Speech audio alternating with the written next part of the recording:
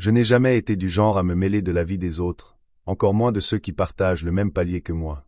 Quand j'ai emménagé dans cet immeuble il y a un peu plus de 2 ans, je pensais avoir trouvé exactement ce que je cherchais.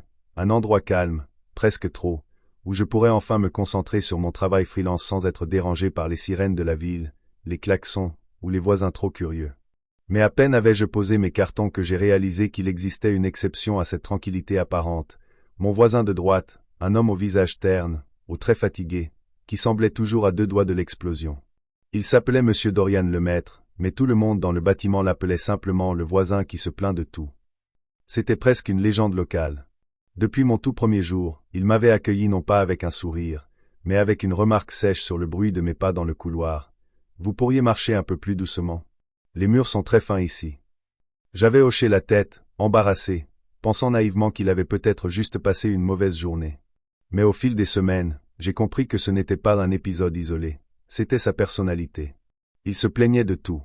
Absolument tout. Du bruit que faisait la porte de l'ascenseur quand elle se refermait. Du frottement du paillasson quand quelqu'un essuyait ses chaussures.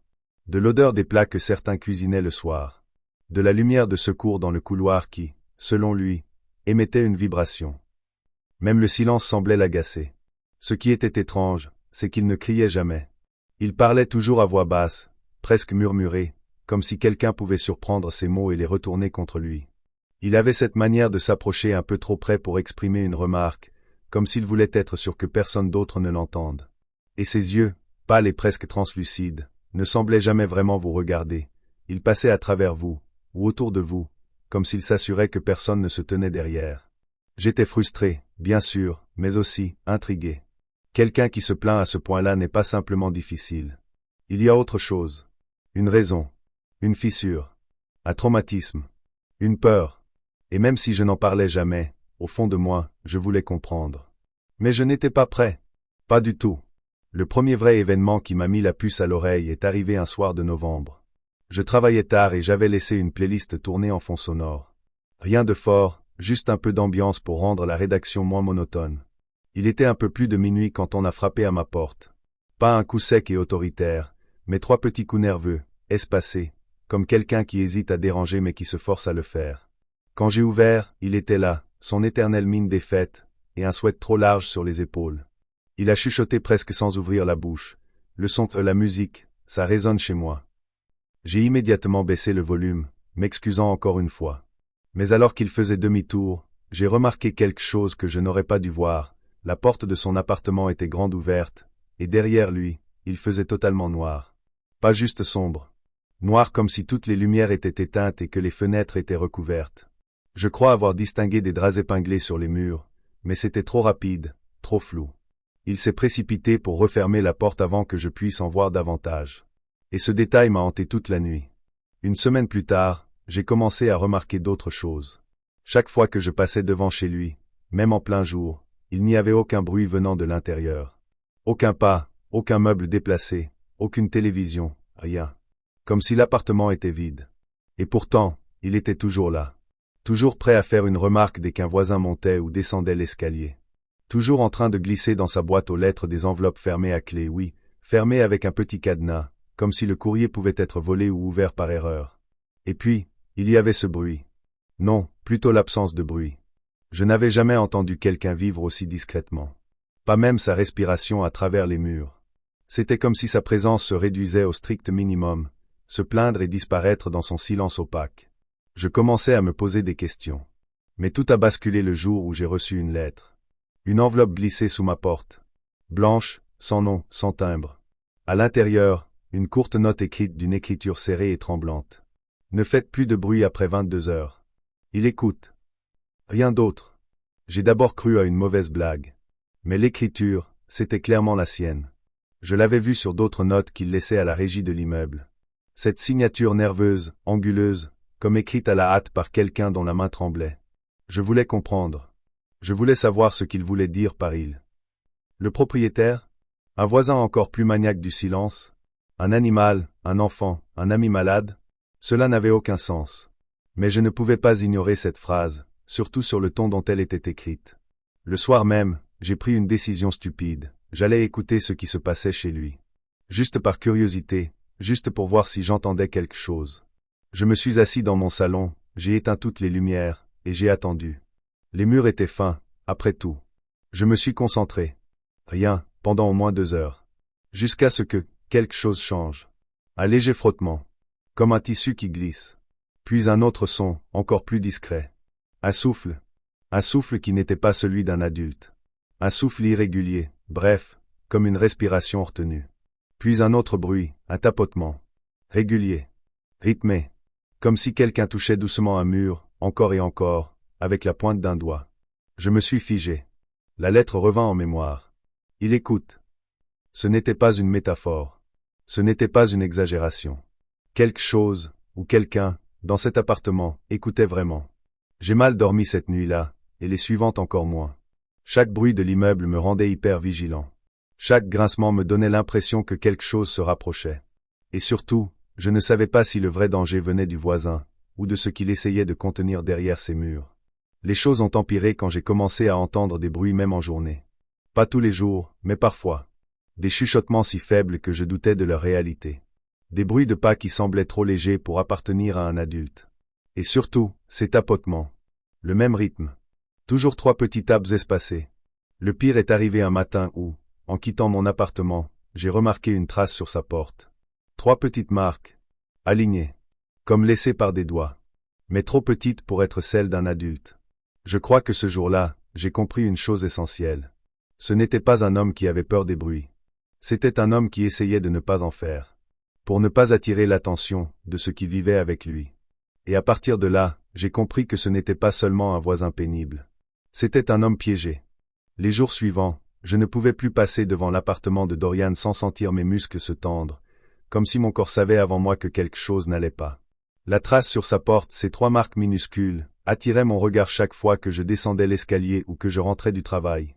Je n'en parlais à personne, évidemment. Qui aurait pu me comprendre? Comment aurais-je expliqué que j'étais obsédé par un voisin étrange, par des bruits presque inaudibles, par une note mystérieuse qui parlait d'un il qui écoute? Même moi, j'aurais eu du mal à formuler ça sans avoir l'air ridicule, paranoïaque, voire un peu fou.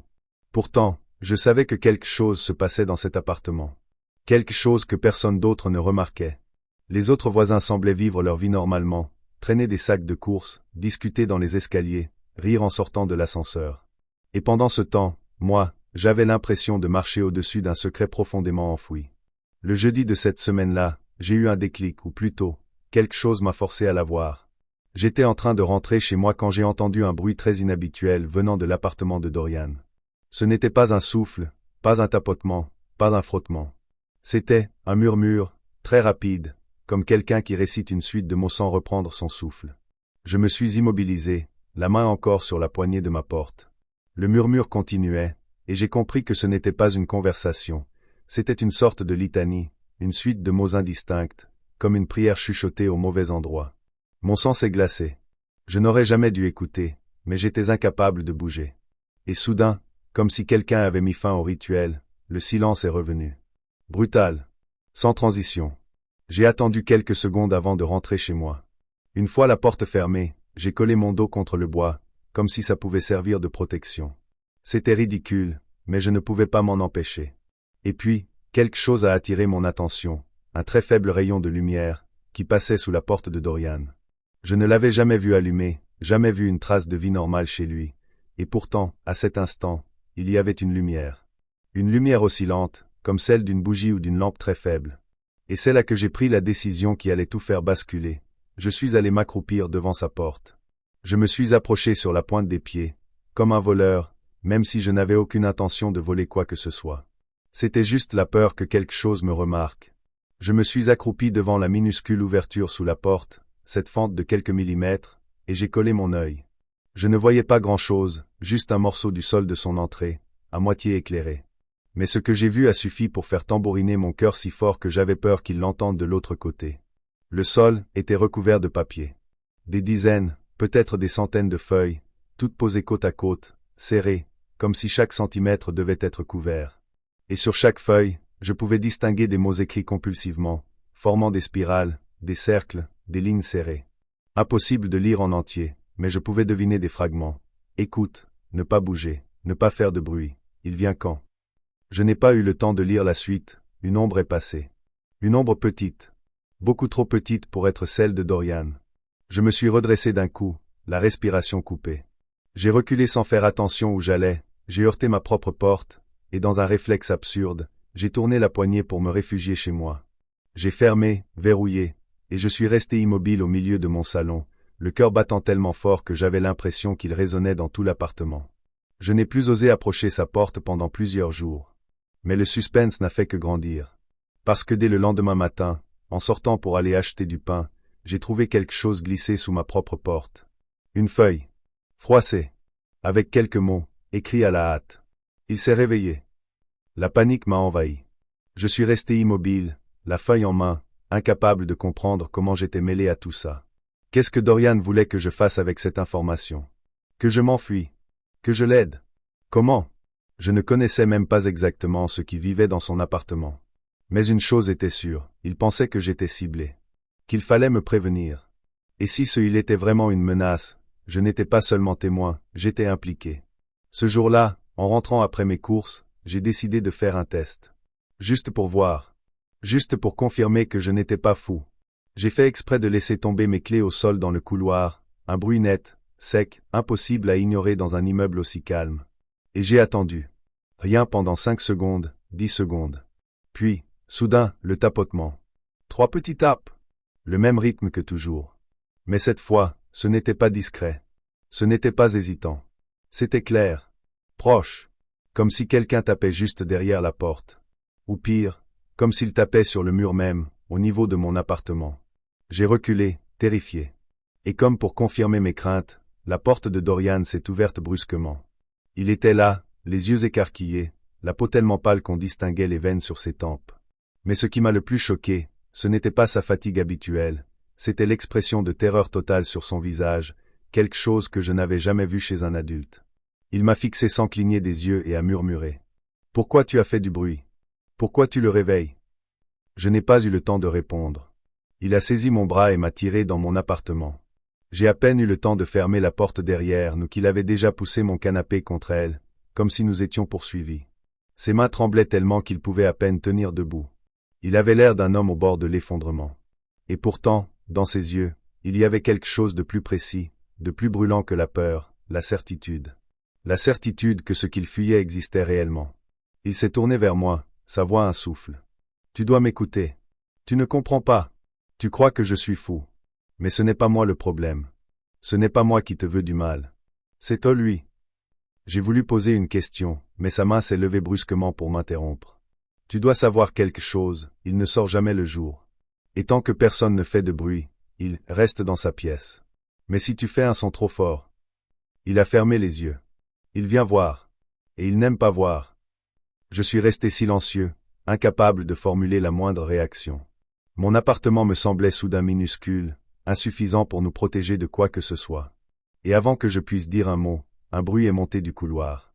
Un bruit qu'aucun de nous n'aurait dû entendre aussitôt dans la journée. Des pas légers. Des pas qui s'arrêtaient devant ma porte. Et là, derrière le canapé, le bois a vibré. 3 petits tapes. Pas plus.